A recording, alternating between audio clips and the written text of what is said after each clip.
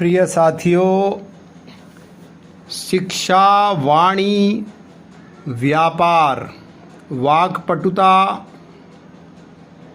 Business, share बाज़ार, media, communication, competition, रोग, कर्ज, बीमारी, इन सभी के कारक ग्रह बुध देव जो कि 31 मार्च से लगभग 2.25 माह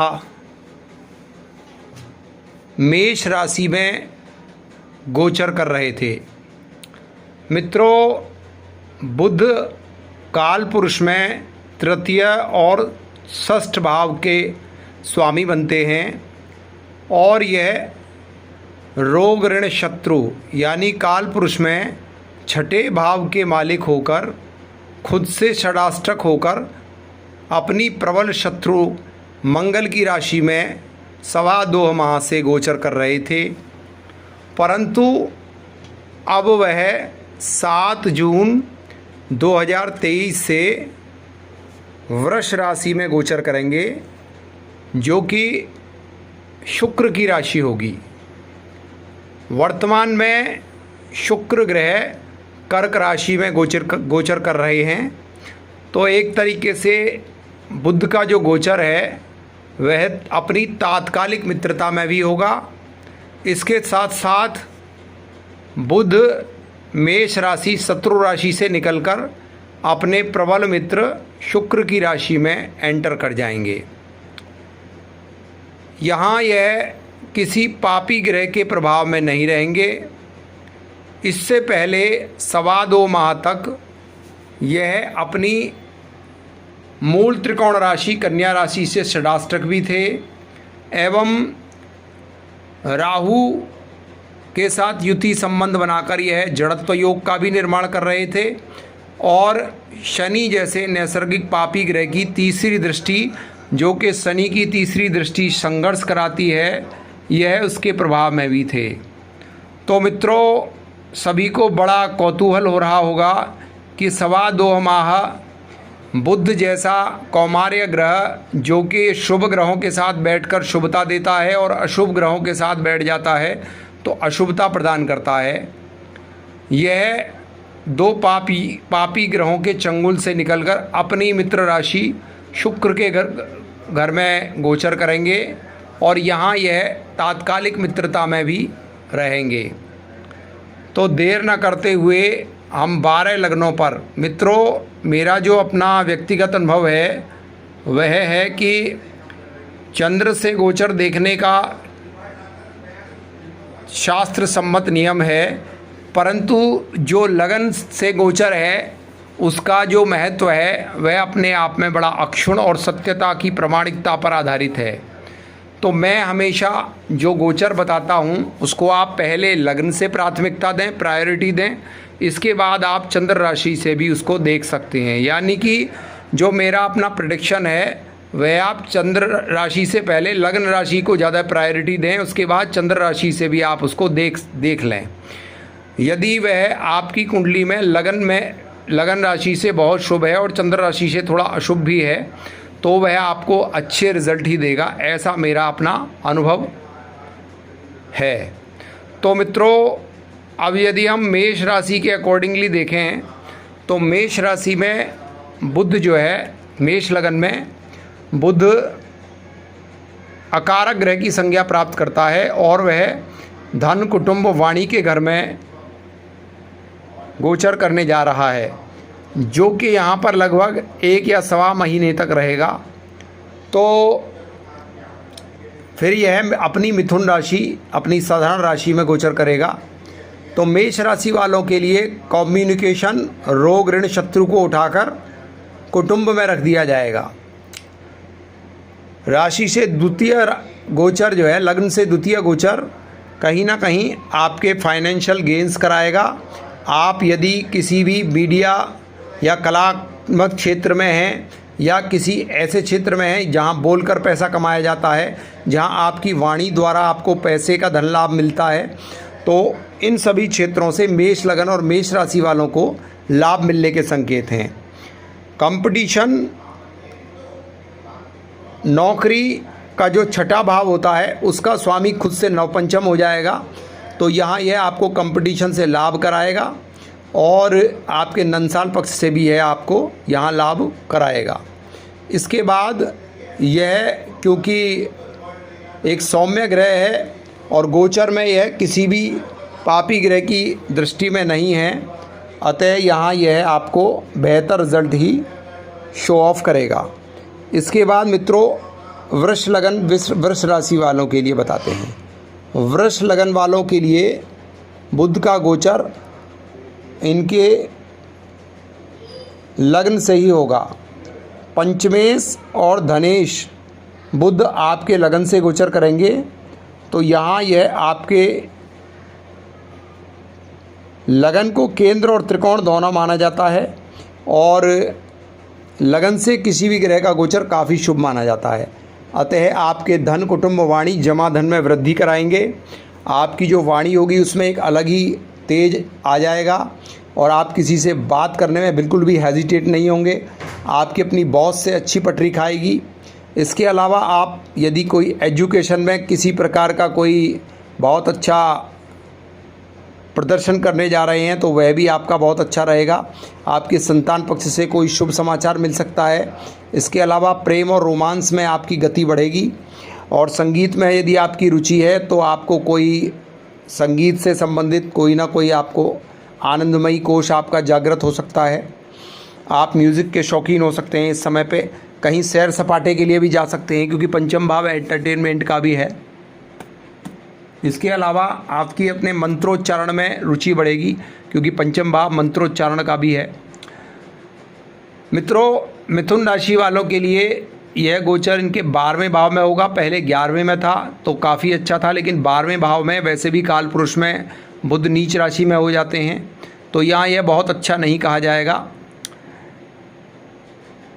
क्योंकि आपका यह लग्नेश है और लग्नेश जो है अवयोग बनाता है। यदि 12वें भाव में जाता है तो अवयोग बनाता है और सुख स्थान का मालिक भी 12वें भाव में जाएगा, तो यहाँ यह आपके स्वास्थ्य में आपकी त्वचा संबंधी रोगों को दे सकता है। किसी प्रकार की कोई एलर्जी आपको दे सकता है।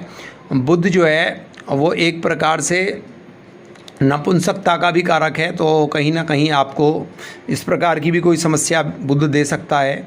इसके अलावा यह सुख स्थान, वाहन और माता के सुखों में कमी कर सकता है और आपकी कोई प्रॉपर्टी विवाद चल रहा है तो उसमें भी अभी डिले हो सकता है। इस प्रकार से मिथुन लग्न मिथुन राशि वालों के लिए यह बहुत अच्छा नहीं कहा जाएगा।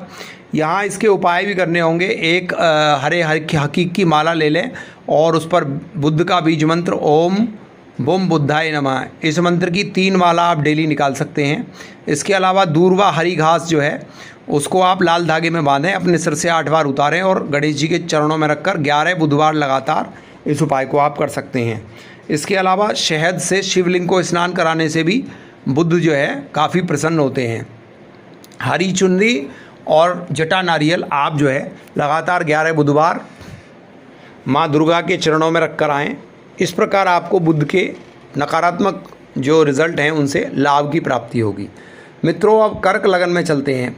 कर्क लगन में बुध जो है वह चंद्रमा के नैसर्गिक शत्रु हैं और 12वें और तृतीय भाव के स्वामित्व होने के कारण कर्क लगन के लिए प्रबल अकारक हैं और यह आपके 11वें भाव से गोचर करेंगे।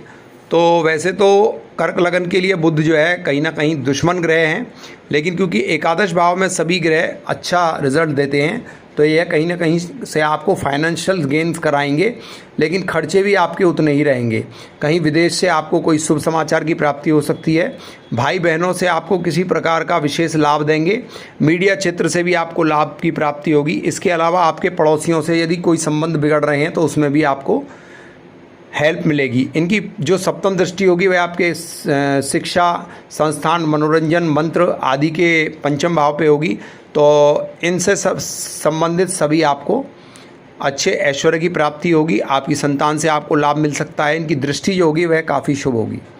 इस प्रकार से कर्क लगन के लिए मिला जुला असर होगा। और जो मैंने अभी बुध मिथुन लगन के लिए जो उपाय बताए हैं वह उपाय भी आप कर सकते हैं। सिंह लगन वालों के लिए मित्रों, बुध धन और लाभ भाव का मालिक होकर इनके दशम भाव कैरियर हाउस से गोचर करेगा। तो कैरियर हाउस से जब यह गोचर करेगा तो इसका जो मित्र, इसके जो डिस्पोजिटर होंगे शुक्र, वह 12वें भाव से गोचर करेंगे।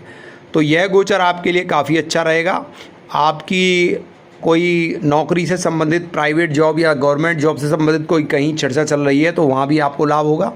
इसके अलावा आपके अपने पिता से संबंध मधुर होंगे। आपका स्टेटस जो है वह दिनों दिन वृद्धि की ओर प्राप्त होगा। इसके अलावा इसकी 7वीं दृष्टि आपके 4th हाउस पर होगी, तो आपकी ज़मीन जायदाद से संबंधित कोई आपका मुकदमा चल रहा है तो उसमें आपको लाभ की प्राप्ति होगी। आप कोई वाहन खरीदना चाहते हैं तो उसके लिए उत्तम समय है।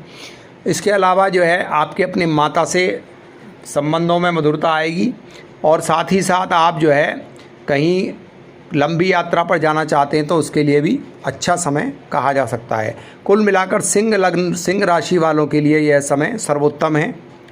मित्रों, यहाँ मैं यह बात बता देना चाहता हूँ कि यदि आप बुध का गोचर देख रहे हैं तो आप 2-3 चीज़ों को ज़रूर देख लें। आपकी कुंडली में यदि बुध की महादशा, बुध की अंतर्दशा, बुध की प्रत्यंतर दशा चल रही है वर्तमान समय में, तो यह गोचर आपके लिए फेवरेबल होगा। या फिर आपका यदि चंद्रमा, जैसे कि आपके 9 ग्रह होते हैं, 9 ग्रह में आपका जो बुध है, यदि आपके 9 ग्रहों में जितने ज़्यादा ग्रह बुध के नक्षत्र में बैठे होंगे तो भी आपको बुध का गोचर ज़्यादा प्रभावित करेगा। चलिए अब अपने प्रोग्राम को आगे बढ़ाते हैं। आगे चलते हैं कन्या लगन पर। कन्या राशि, कन्या लगन। मित्रों, कन्या लगन में ही बुध की मूल त्रिकोण राशि पड़ती है और यह लग्नेश होकर आपके भाग्य स्थान पर गोचर करेंगे तो यह महाभाग्य का फल आपको प्राप्त होगा। आप अपने शरीर से लाभ प्राप्त करेंगे। आपके शरीर में एक अलग ही चमक आ जाएगी, क्योंकि लग्नेश जब भाग्य से जुड़ेगा तो शरीर जो है वह स्वस्थ होगा, निरोगी होगा। कोई लंबी बीमारी से आप पीड़ित हैं तो वह आपकी ठीक होगी। इसके साथ साथ आपके अपने पिता से संबंध मधुर होंगे। आप जो है धार्मिक कोई भी घर में क्रियाकलाप कर सकते हैं। आपके अपने इष्ट जो हैं उनके प्रति आपका भाव में वृद्धि होना स्वाभाविक है। और भाग्य के वशीभूत आपको कोई ना कोई शुभ समाचार की प्राप्ति भी हो सकती है। इसकी 7वीं दृष्टि आपके 3य भाव पर होगी तो मीडिया क्षेत्र से आपको लाभ हो सकता है। आपका कोई नाटक चल रहा है, आपकी कोई फिल्म रिलीज़ होने वाली है, या आप कोई कलाकार हैं, कोई भी आप इस प्रकार का कलात्मक कार्य कर रहे हैं तो उसमें भी आपको लाभ की प्राप्ति होगी। आपके अपने पड़ोसियों से संबंध प्रगाढ़ होंगे। आपके अपने छोटे भाई बहनों से भी संबंध प्रगाढ़ हो सकते हैं। अब तुला लगन में जो यह गोचर है यह आपके अष्टम भाव से होगा। अष्टम भाव से कोई भी गोचर बहुत अच्छा नहीं माना जा सकता, खासतौर से बुध जैसे कौमार्य ग्रह का गोचर। और यह आपके लगन में 12वें घर के लॉर्ड बनते हैं और भाग्य स्थान के लॉर्ड बनेंगे। तो भाग्य स्थान का जो लॉर्ड है वह अवयोग बनाएगा, खुद से 12वां हो जाएगा। तो यह भाग्य को कहीं ना कहीं टेंशन में लाएगा, यानी आपके पिता के स्वास्थ्य में दिक्कत करा सकता है। आप कहीं आपकी कोई धार्मिक यात्रा आपने बोल रखी है तो उसमें आपको विघ्न बाधाएं आएंगे। इसके अलावा आपकी कोई कार्य योजना की सफलता यदि इस समय दौड़ में शामिल है तो वह भी कहीं ना कहीं बैकग्राउंड में चली जाएगी। इसके अलावा इसकी दृष्टि धन कुटुंब वाणी के स्थान पर होगी तो वाणी भी कहीं ना कहीं आपकी जो है बहुत अच्छी नहीं रहेगी। इस समय में आपके जमा धन में कमी होगी। तो ओवरऑल बुध के यहाँ पर जो मैंने पिछले जो मिथुन राशि वालों को उपाय बताए हैं, क्योंकि उनकी लगन से भी 12वां होगा और आपकी लगन से यह अष्टम में होगा तो वही उपाय आपको भी करने होंगे। अब वृश्चिक लगन वालों के लिए चलते हैं। वृश्चिक लगन वालों के लिए 7वें भाव में गोचर होगा जो कि केंद्र में होगा, लेकिन 7वें भाव से बुध आपके लगन को देखेगा और आपकी कुंडली में यह अष्टमेश और लाभेश होगा। मित्रों, लाभेश और अष्टमेश होकर बुध आपके लिए बहुत ज़्यादा कारक नहीं है, लेकिन लाभ का जो कनेक्शन है वह आपके व्यापार से जुड़ जाएगा तो व्यापार से आपको लाभ मिलेगा। आपके अपने जीवन साथी से भी संबंध मधुर होंगे। इसके अलावा आपके जो डेली बेसिस हैं, व्यापार है, उसमें भी आपको वृद्धि देखने को मिलेगी। आप कोई भी पार्टनरशिप में व्यापार करना चाहते हैं तो उससे भी आपको लाभ मिलेगा। और जो बुध का जो डिस्पोजिटर है वह आपके लाभ स्थान में बैठेगा, क्योंकि तात्कालिक मित्रता में होगा तो व्यापार से संबंधित अन्य प्रकार के लाभ भी आपको मिल सकते हैं। धनु लगन वालों के लिए, धनु राशि वालों के लिए बुध का आने वाले समय में गोचर कैसा रहेगा, इस पर प्रकाश डालते हैं। आपके लिए यह 2 केंद्रों का मालिक होगा और आपके 6 हाउस में गोचर करेगा। काल पुरुष में 6ठे भाव में बुध को उच्च का मानते हैं, तो यह आपके लिए बेहतर रहेगा। आपके डेली बेसिस, आपके व्यापार में वृद्धि कराएगा और आपको नई नौकरी दे सकता है। आपके अपने पिता से संबंध मधुर बन सकते हैं। आपके बॉस वगैरह से कहीं संबंधों में दिक्कत आ रही थी तो वह भी आपके लिए अच्छा होगा। आप कहीं लंबी दूरी की यात्रा पर जा सकते हैं। आपको अपने नंसाल पक्ष से लाभ हो सकता है और यदि आपके कर्ज कहीं से चल रहे तो उसमें भी आप कर्ज से मुक्ति आपको मिल सकती है। इस प्रकार से धनु लगन, धनु राशि वालों के लिए बुध का गोचर जो है सामान्य से अच्छा रहने की संभावना है। मकर लगन वालों के लिए यह गोचर पंचम भाव में होगा उनके, और पंचम भाव जो है जैसा कि आप जानते हैं, पंचम भाव शिक्षा का, संतान का, मनोरंजन का, मंत्रोच्चारण का इनका है। तो इनसे सभी जो चीज़ें हैं उनसे आपको लाभ मिलेगा। आपकी लगन कुंडली में यह भाग्येश और षष्ठेश बनता है, तो भाग्येश होकर यह परम योग कारक हो जाएगा। तो आपको भाग्य में वृद्धि कराएगा, कहीं ना कहीं आपको धार्मिक यात्रा पर ले जा सकता है। इसकी जो 7th एस्पेक्ट होगी आपके 12वें घर पर होगी, तो कहीं ना कहीं विदेश योग बन सकता है। और कहीं आपका 12वां घर मेडिसिन का है, तो कहीं आप यदि किसी मेडिसिन को लेकर अगर कहीं डोनेट करते हैं तो उससे आपको क्या होगा कि आपके खर्चों में ब्रेक लगेगा, यानी जो खर्चे आपके बढ़ जाएंगे वह आपके कंट्रोल हो जाएंगे यदि आप किसी हॉस्पिटल में दवा वगैरह डोनेट करते हैं। वैसे भाग्येश होकर यह आपके 6ठे भाव से गोचर करेगा, तो काल पुरुष में 6ठे भाव में बुध को उच्च का मानते हैं। तो मकर लगन, मकर राशि वालों के लिए यह काफ़ी सर्वोत्तम गोचर रहेगा। मित्रों, कुंभ लगन वालों के लिए जो बुध बनता है वह पंचमेश और अष्टमेश बनता है, और यह आपकी कुंडली में आपके 4थे भाव से गोचर करेगा। सुख स्थान से शुक्र का गोचर काफ़ी अच्छा होगा। आप नए वाहन की सोच रहे हैं तो वहाँ से लाभ मिलेगा। माता के सुखों में वृद्धि कराएगा। आपकी कोई मान लीजिए डिस्प्यूटेड ज़मीन वगैरह आपकी कोई चल रही है तो उससे भी आपको लाभ मिलेगा, प्रॉपर्टी का आपको लाभ मिलेगा। इसके अलावा आपकी जो बुध की 7म दृष्टि है वह आपके कैरियर, रोजगार पर पड़ेगी, तो रोजगार में कहीं ना कहीं वृद्धि होगी। पिता से संबंधों में मधुरता आएगी। इसके अलावा स्टेटस में वृद्धि होगी। आप कोई भी इलेक्शन लड़ना चाह रहे हैं तो उसमें भी आपको सफलता दिलाएगा, और जो आपका सामाजिक दायरा है उसमें भी काफ़ी उत्तरोत्तर वृद्धि देखने को मिल सकती है।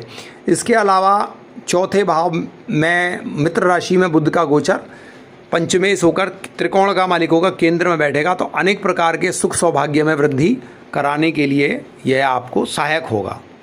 अब अंतिम लगन, अंतिम राशि मीन राशि, मीन लगन के लिए बुध का गोचर देखते हैं। आपके लगन के लिए यह 3य स्थान में गोचर होगा और आपके सुख और व्यापार का मालिक होगा।